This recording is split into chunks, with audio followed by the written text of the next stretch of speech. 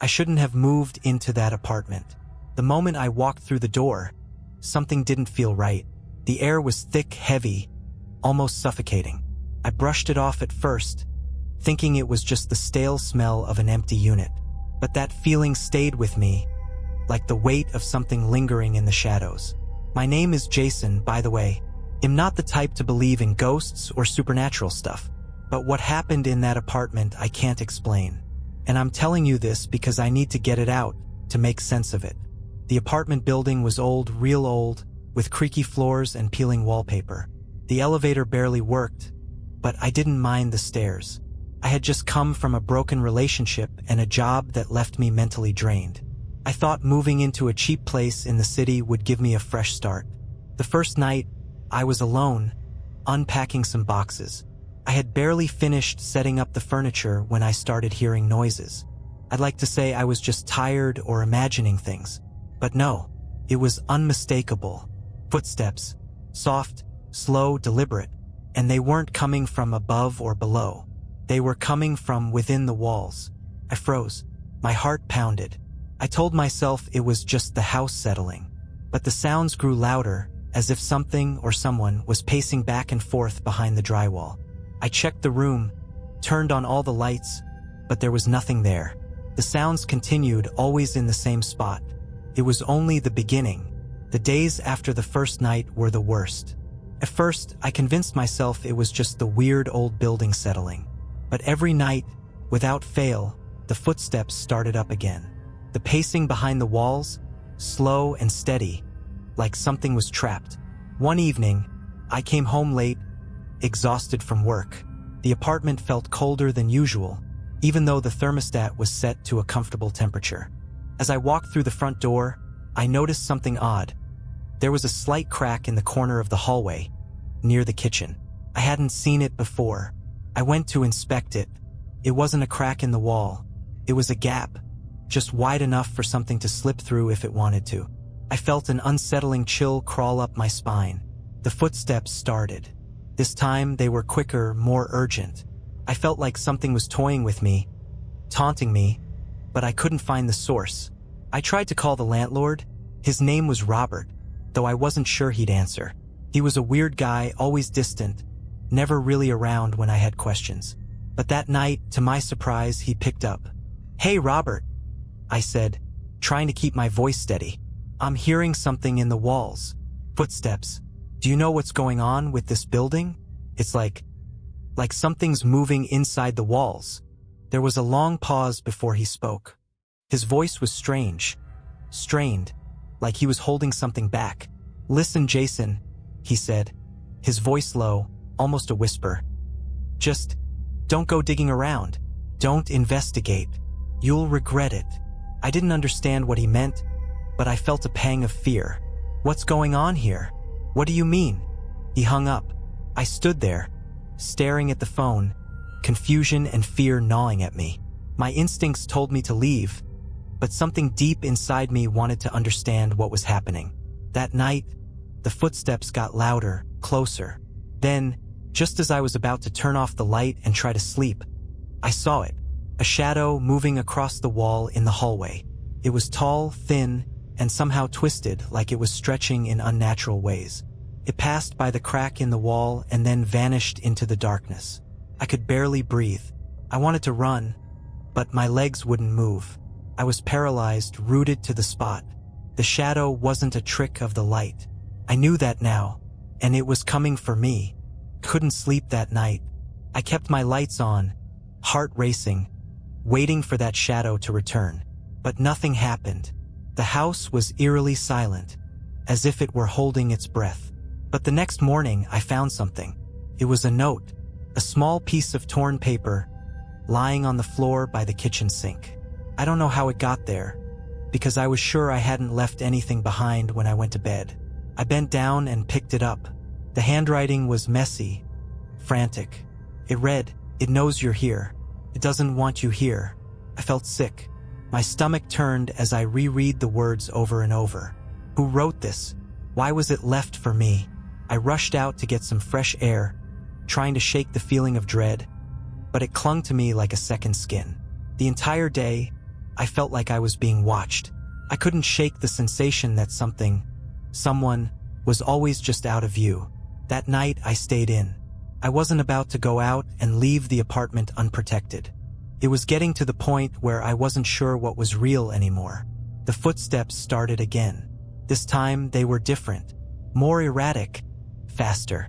I heard what sounded like scratching, like claws dragging across the walls. I grabbed my phone, my hands shaking. I texted Robert, asking him again what was going on. This time, he didn't respond. I called him. No answer. I couldn't wait any longer. I had to know what was happening in this apartment. I had to find out what was behind the wall. With trembling hands, I moved the couch aside, the floorboards creaking under my weight. I found the spot where the gap was widest, and I started pulling at the old drywall. The sound of the scraping seemed to echo louder than it should, like the walls themselves were protesting. And then I found it. A door. A small, hidden door, barely big enough for a person to crawl through. My heart stopped.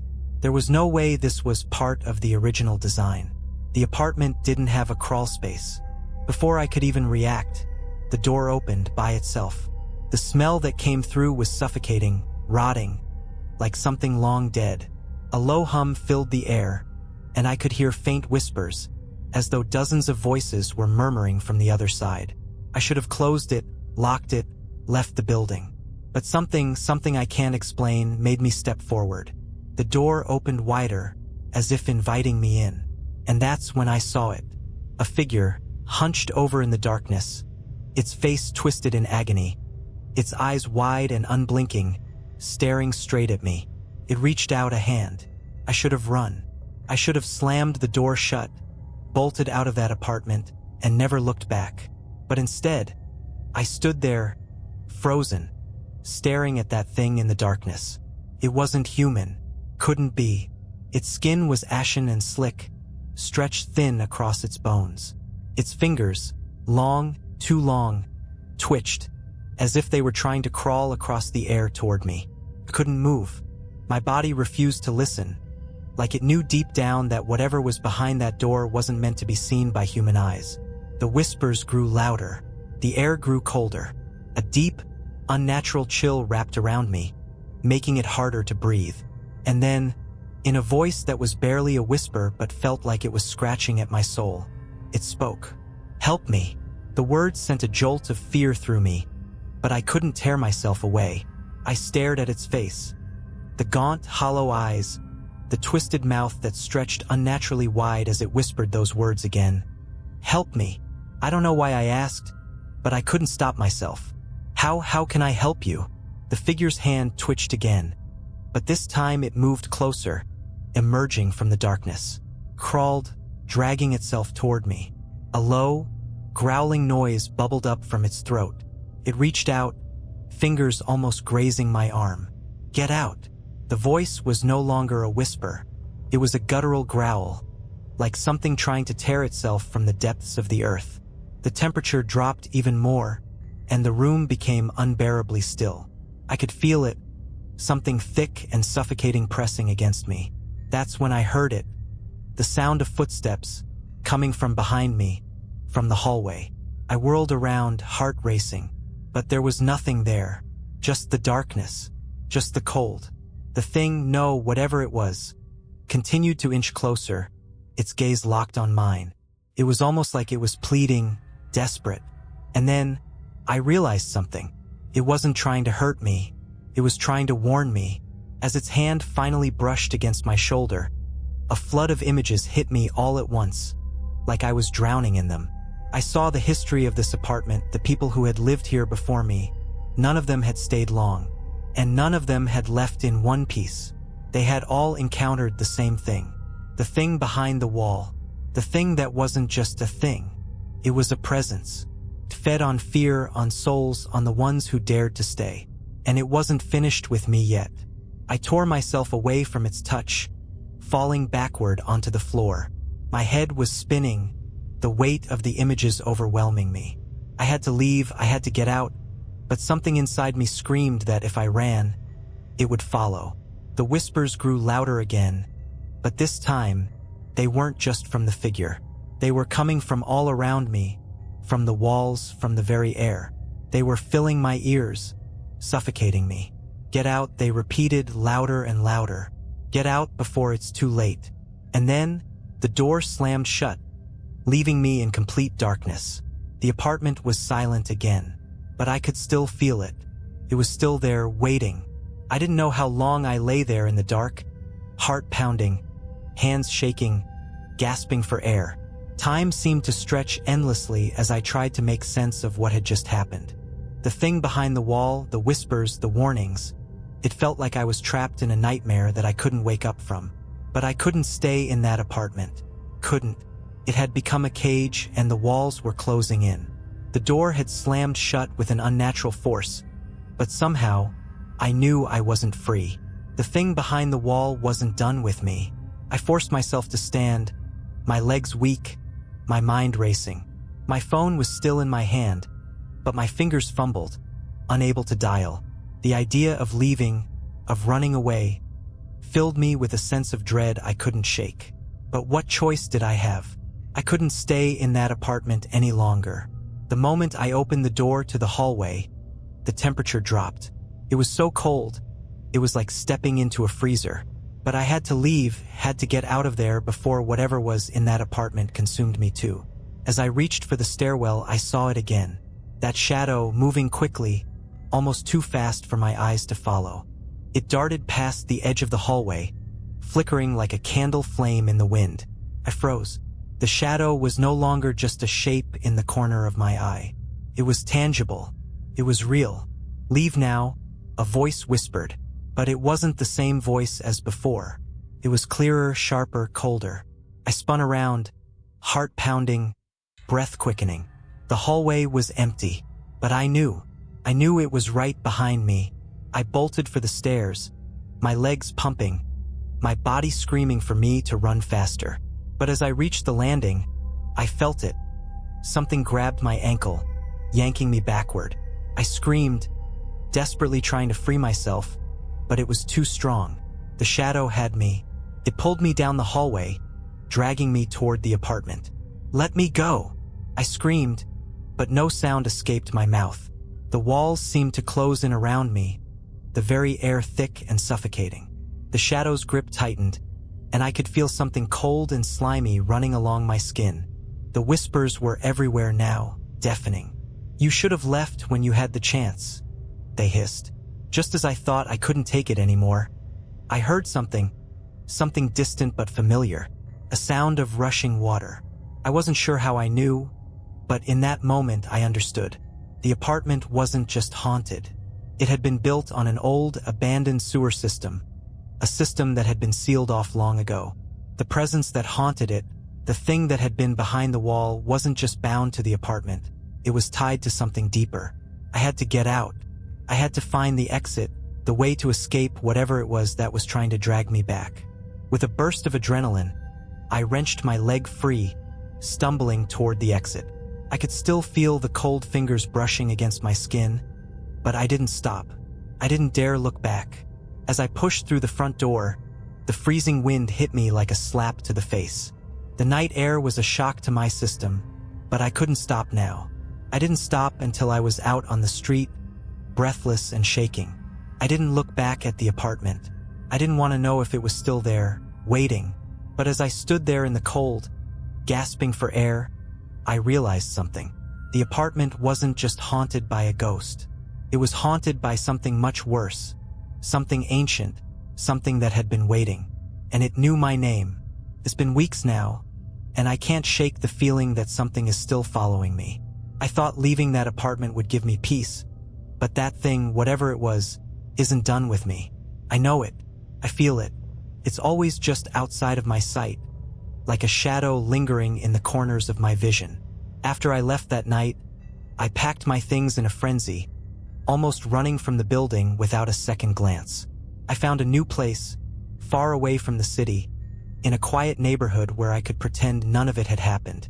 But even now, even here, I can't escape it. I've started seeing things. Sometimes, when I'm alone in my apartment, I'll catch a glimpse of a shadow crossing my living room, or hear whispers just out of earshot. It's like that presence has followed me, like it knows where I am. The worst part is that I don't think I'm the only one it's been after. I spoke to the landlord a few days after moving out. Robert hadn't responded to my calls at first, but when I finally managed to reach him, his voice sounded different, almost tired, worn out. "Jason," he said, "you don't know the whole story. You don't know what's behind those walls. It's not just an apartment. It's a trap. It's been waiting for the right person, and when it finds them, it takes everything. It takes their soul." I asked him what he meant, but he didn't answer. Instead, he just hung up. I tried to contact the previous tenants of the apartment, but no one responded. Every number I found was disconnected or the person had vanished. I think they knew something. I think they were trying to warn me. But now, I'm not sure if I'm being paranoid or if it's real. Is it the stress of what happened? Or is there something more to it? Why am I hearing those whispers? Why do I feel like I'm being watched every single second of every day? And then last night it happened again. I woke up to the sound of scratching. Faint, but unmistakable, like claws dragging against wood. I immediately froze, my heart hammering in my chest. It was so familiar. The footsteps, the whispers, that thing from the apartment. Couldn't breathe. I was paralyzed with fear, my body refusing to move as I listened to the noise grow louder, closer. The door to my bedroom creaked, just slightly. I wasn't sure if I should look. I wasn't sure if I even wanted to see what it was. But my curiosity, my dread, compelled me to slowly turn toward the door. And there it was, standing in the doorway. The figure was different now. It wasn't just a shadow, but a shape, a mass of twisted limbs, eyes glowing faintly in the dark. It was no longer hidden behind the walls. It was here, in my apartment, in my life. It raised one of its long, skeletal arms toward me, and in a voice that made my blood run cold, it said, "You can't hide from me. You belong to me now." I ran, stumbling, falling, crashing through the door and into the hallway, but I couldn't escape it. It was everywhere now. And as I write this, I'm not sure how much longer I have. The figure, whatever it is, hasn't left me. It haunts my every step, my every breath. If you're reading this, don't make the same mistake I did. Don't move into that apartment. Don't ignore the whispers. And whatever you do, never, ever go behind the walls. Because once it finds you, there's no way out. I can't run anymore. The thing, whatever it is, has me trapped. I don't know how much longer I have left, but I can feel it closing in on me. I can feel it breathing down my neck, even as I sit here, typing this out in a desperate attempt to leave some trace of what happened. Something, anything that proves I existed, that I wasn't just another name lost to whatever that thing is. I thought I had escaped when I left that apartment. I thought that once I was out of that cursed place, the darkness would stop following me. But I was wrong. It never left. It was always here, just waiting, patient. It bided its time, slinking through the cracks, slipping into my life when I least expected it. The whispers are louder now, constant. At first, they were soft, like a breeze in the distance, something you could ignore. But now they're like a chorus in my ears, taunting, begging, screaming. I tried to reach out to people, tried to get help, but I couldn't get anyone to believe me. When I told people what had happened, they just brushed it off. They told me it was all in my head, that I was stressed, that I needed to move on. But I know the truth now, and the truth is terrifying. This thing, this presence, is ancient. It's not just confined to the apartment I rented. It's part of something much bigger. I dug deeper, tried to uncover the history of the building, and that's when I found the journal, hidden in a locked drawer in the landlord's office. The journal belonged to Robert. I don't know how long he had been keeping it, but I wish I never read it. In his own scrawled handwriting, he described the apartment as a feeding ground. It was never meant to be a home. It was designed to lure people in, to trap them. Robert had known about the thing in the walls. He had been its keeper for years, and every tenant, every person who dared to live there, had been a sacrifice. The worst part? It was never about the building itself. The apartment was just a gateway, a door, a place where the thing could move between worlds. And it was waiting for me, waiting for someone with enough fear to feed it, to let it grow stronger. The journal ended with one last, terrifying line. Once it has chosen you, it will never let you go. It will never stop. It doesn't need a body to follow. It only needs your fear. I thought I was safe when I left, but now I know the truth. The thing behind the walls didn't just want my soul. It wanted my terror. My fear was the key that kept it alive, the key that kept it from fading away into the nothingness. And now it has me. I see it every night. It stands just at the edge of my vision, its glowing eyes watching me, waiting for me to break. I know I'm not going to survive this. I know that whatever happens, it's already too late. So, if you're reading this, take my warning seriously. Don't go looking for it. Don't try to find that apartment. Don't tempt fate. If you do, it will find you. And once it does, there's no escaping it. You can run, you can hide, but you can never outrun fear. And that is exactly what it feeds on. I'm not sure how much longer I have before it comes for me. I don't know if I'll wake up tomorrow or if I'll be swallowed whole by the darkness. But I hope this is enough of a warning. It's waiting, and it will find you.